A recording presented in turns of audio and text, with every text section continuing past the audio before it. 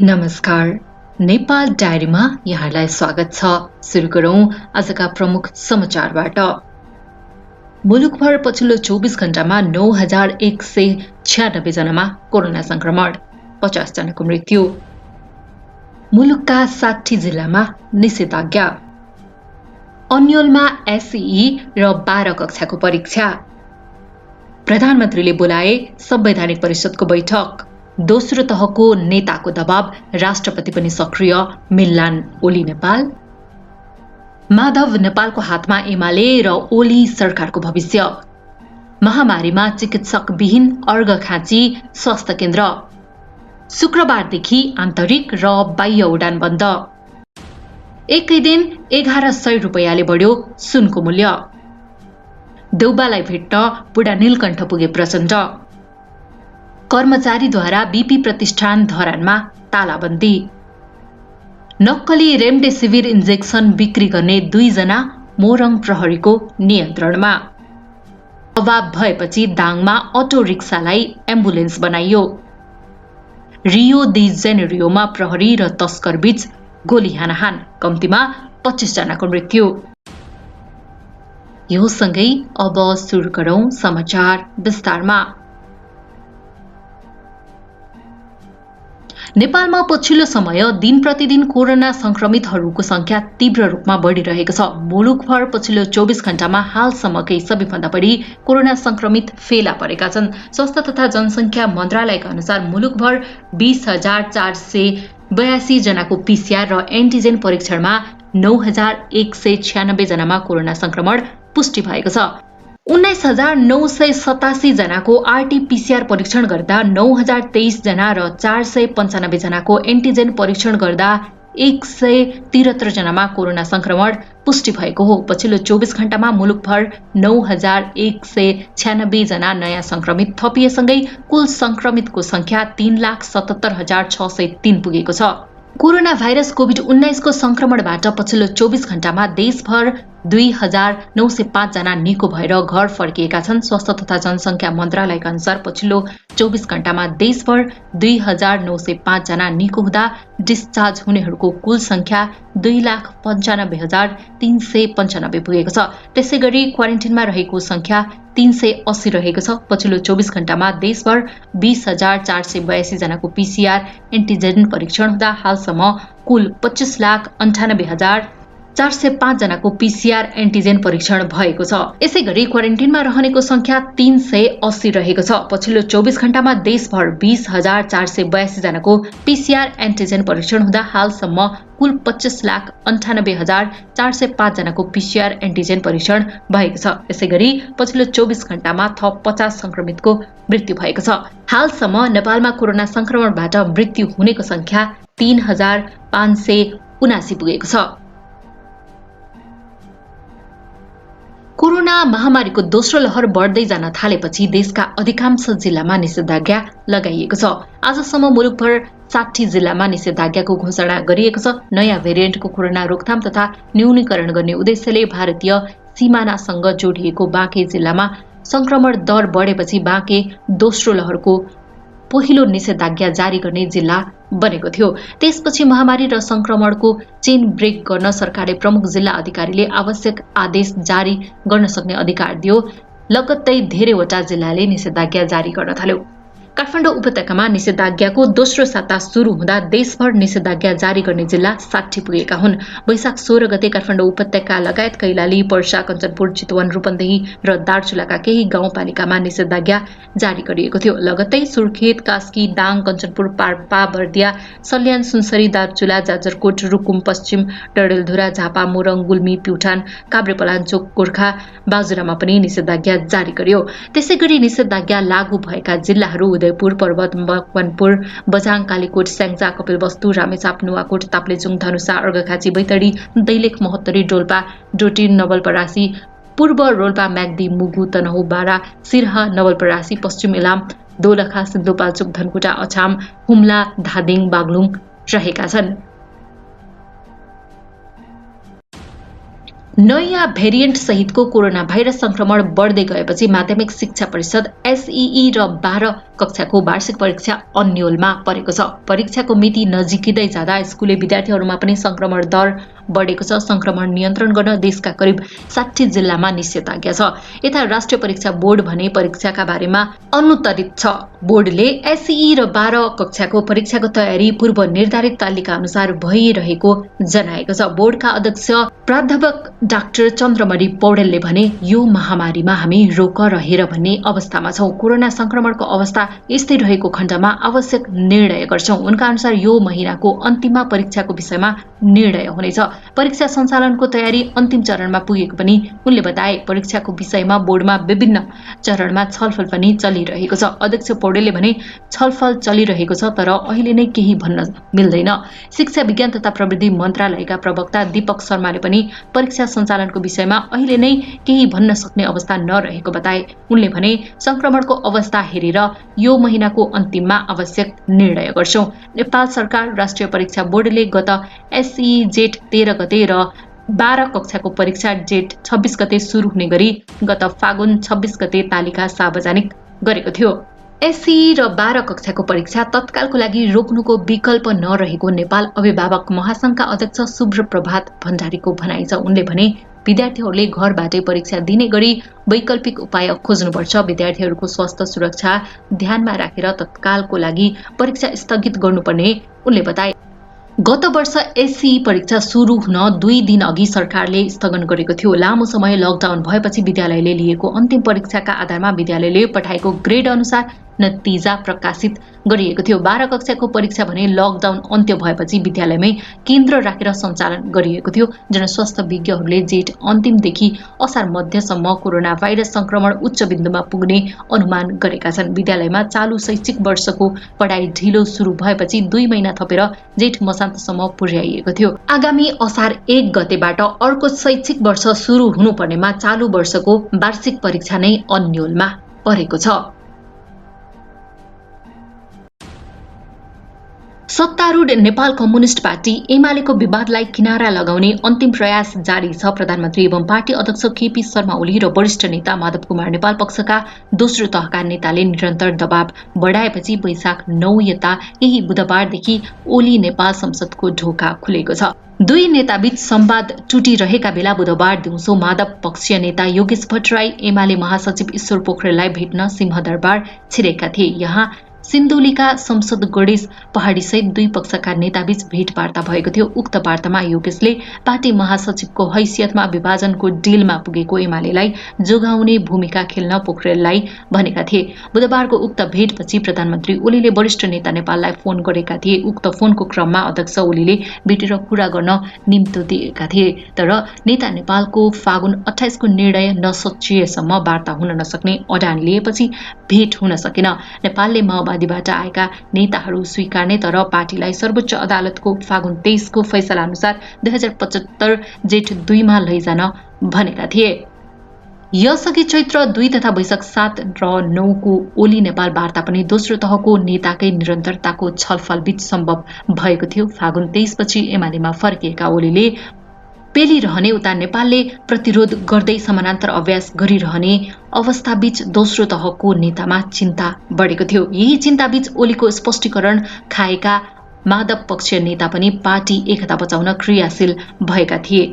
चैतमा माधव पक्षीय नेताहरू घनश्याम भूषाल, योगेश भट्टराई र ओली पक्षीय नेताहरू शंकर पोखरेल र विष्णु पौडेल बीच पटक पटक संवाद भएको थियो। पार्टी जोगाउन सकिने सबै विकल्पमा छलफल गर्दै आएका यी नेताहरू अहिले पनि यही अभियानमा छन्।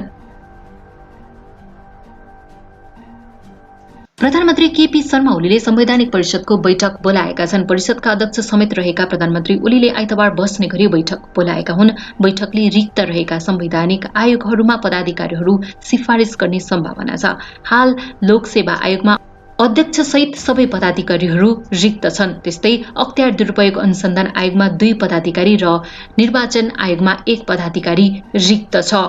समावेशी आयोगले पनि पूर्णता पाएको छैन। सरकारको सिफारिसमा राष्ट्रपति विद्यादेवी भण्डारीले संवैधानिक परिषद सम्बन्धी अध्यादेश हालै जारी गरेकी थिइन्। अध्यादेश अनुसार परिषदको उपस्थित सदस्यको बहुमतले नियुक्ति सिफारिस गर्न सक्नेछ। पूर्व प्रधानमन्त्री माधव कुमार नेपाल देशको राजनीतिको निर्णायक शक्ति बनेका छन्। उनले चाल्ने कदमले नेकपा एमाले र प्रधानमन्त्री केपी शर्मा ओली नेतृत्वको सरकारको भविष्य निर्धारण गर्नेछ।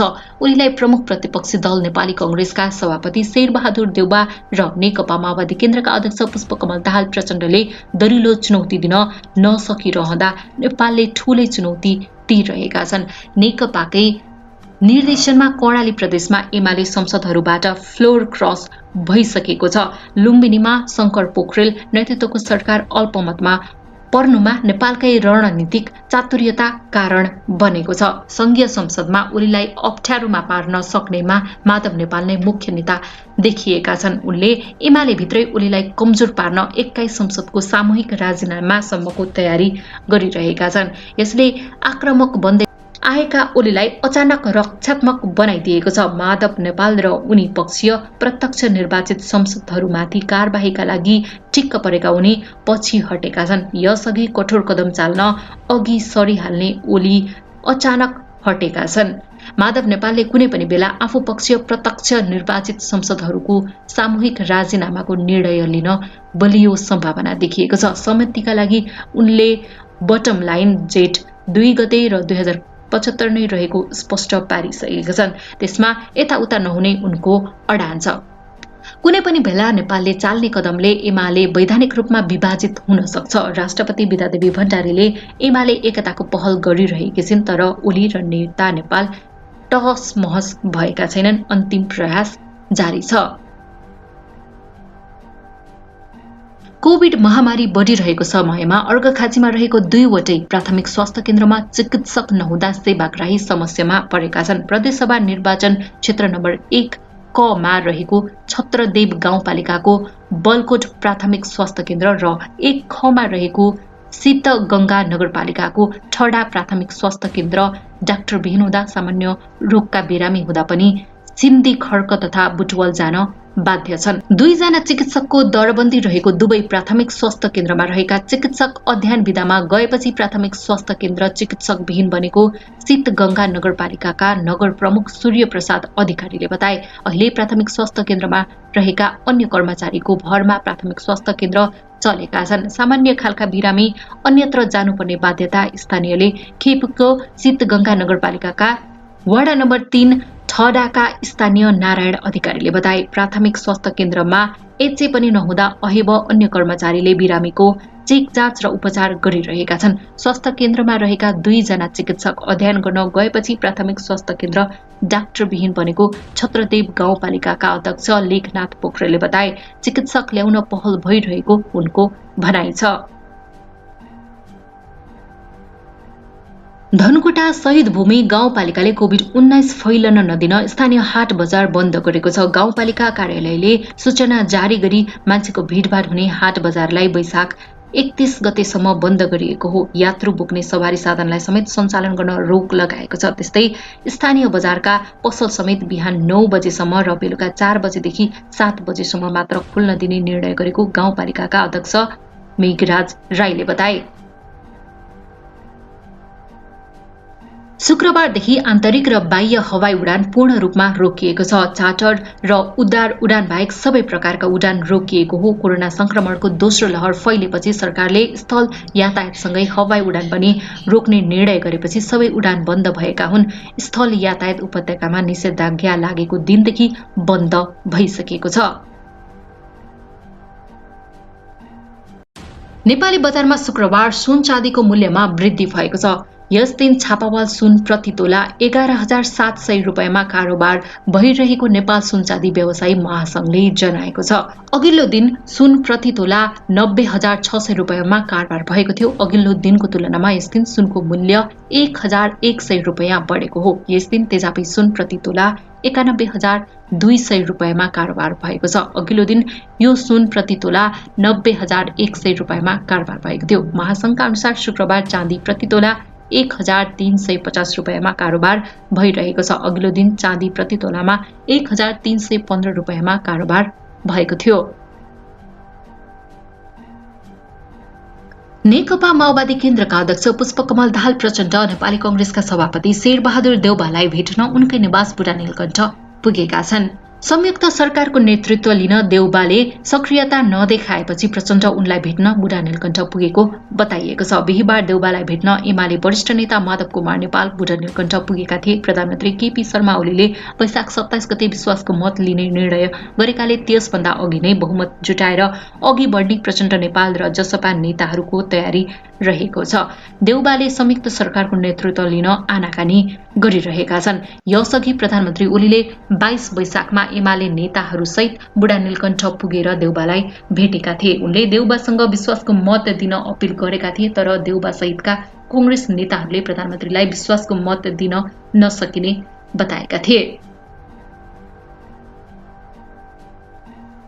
बीपी कोइराला स्वास्थ्य विज्ञान प्रतिष्ठान धरानका कर्मचारीहरूले उपकुलपति, शिक्षाध्यक्ष, रजिस्ट्रार, अस्पताल निर्देशक र मेट्रोनको कार्यकक्षमा तालाबन्दी गरेका छन्। आफ्ना मागहरू पूरा नभएको भन्दै कर्मचारी कल्याण तदर्थ समितिको नेतृत्वमा प्रतिष्ठानका नेतृत्वको कार्यकक्षमा तालाबन्दी गरेका हुन्। कर्मचारीहरूले कोभिड-19 को भत्ता पारदर्शी गरेर कार्य अनुपातमा सम्पूर्ण कर्मचारीहरूलाई समानान्तर रूपमा वितरण गर्नुपर्ने, गत आर्थिक वर्षमा वृद्धि भएको 20% तलब यथाशीघ्र एकमुष्ट उपलब्ध गराउनुपर्ने, कर्मचारीहरूको आन्तरिक फाइल बढुवा विज्ञापन खोल्नुपर्ने माग राखेका थिए। उनीहरूले ज्यालादारी कर्मचारीलाई करारमा राख्नुपर्ने तथा कर्मचारी कल्याण समाजको निर्वाचन तत्काल गर्नुपर्ने माग राखेर कर्मचारीहरू यसअघि नै आन्दोलित भएका थिए।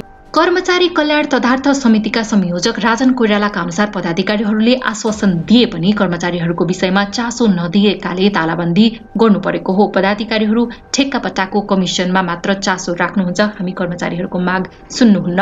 वैशाख 14 गते लिखित दिएको मागबारे सुनवाई भएन। पटक पटक ध्यानाकर्षण गराउँदा पनि चासो नदिएकाले तालाबन्दी गर्न बाध्य भएका हौं, कोइरालाले भने। विराटनगर स्थित नोबेल शिक्षण अस्पताल अगाडिबाट नक्कली रेमडेसिभिर इन्जेक्सन बिक्री गर्ने 2 जनालाई मोरङ प्रहरीले पक्राउ गरेको छ। गम्भीर प्रकृतिको इन्जेक्सन नै नक्कली बनाएर बिक्री गरेको सूचना आएपछि मोरङ प्रहरीले छापा मारेर उनीहरूलाई पक्राउ गरेको हो। कोरोना संक्रमितको उपचारमा रेमडेसिभिर इन्जेक्सन प्रयोग गरिँदै आएको छ। कोरोना महामारीको समयमा धेरै कमाउने उद्देश्यले उनीहरूले स्टाफेस नामको इन्जेक्सनमा रेमडेसिभिरको स्टिकर लगाएर महँगो मूल्यमा बिक्री गर्दै आएको खुलासा भएको छ।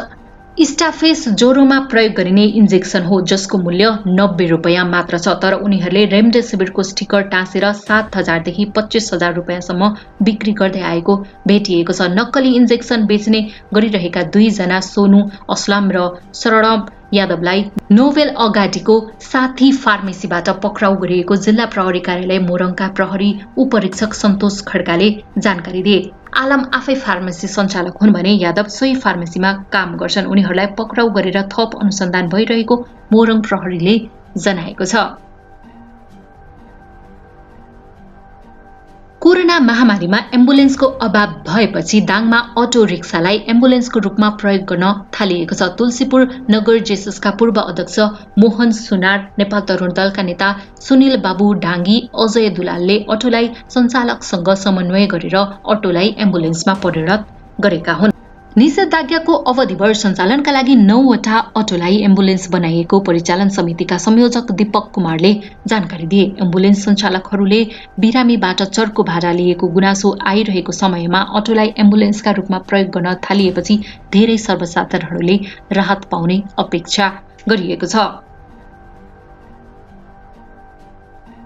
ब्राजिलको रियो दी जेनेरियोमा बिहीबार प्रहरी र लागू पदार्थका शंकास्पद तस्करबीच गोली हानाहान हुँदा कम्तीमा 25 जनाको मृत्यु भएको छ भने अरू 4 जना घाइते भएका छन्। प्रहरीका अनुसार गोली लागेर 1 जना प्रहरी अधिकृतको ज्यान गएको छ। मृत्यु हुने अन्यहरूमा आपराधिक समूहका सदस्यहरू रहेको प्रहरीको भनाइ छ। उक्त गोली हानाहानको घटना स्थानीय समय अनुसार बिहीबार बिहानै भएको थियो। प्रहरीले रियो दी जेनेरियोको जाका रेन्जिन्हो नामको झुपडी बस्तीमा लागू औषधका तस्करहरू लुकेर बसेको भन्ने सूचनाका आधारमा भीषण कारबाही गरेको थियो। यस क्रममा ठूलो संख्यामा प्रहरीहरू आधुनिक हात हतियारसहित उक्त बस्तीमा पुगेका थिए।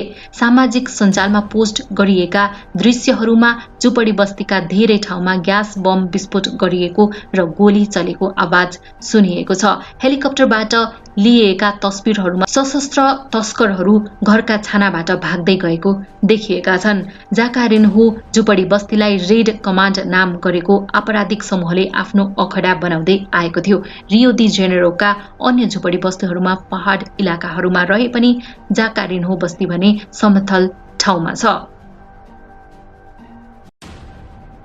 यो सँगै आजको लागि यति नै। भोलि पुनः समाचारका साथ उपस्थित हुनेछु भन्दै अहिलेको लागि यहाँहरू माझबाट छुटिन चाहन्छु। हेर्दै गर्नुहोला नेपाल डायरी। हस्त नमस्ते। जय नेपाल। घरमै रहनुहोला, सुरक्षित रहनुहोला।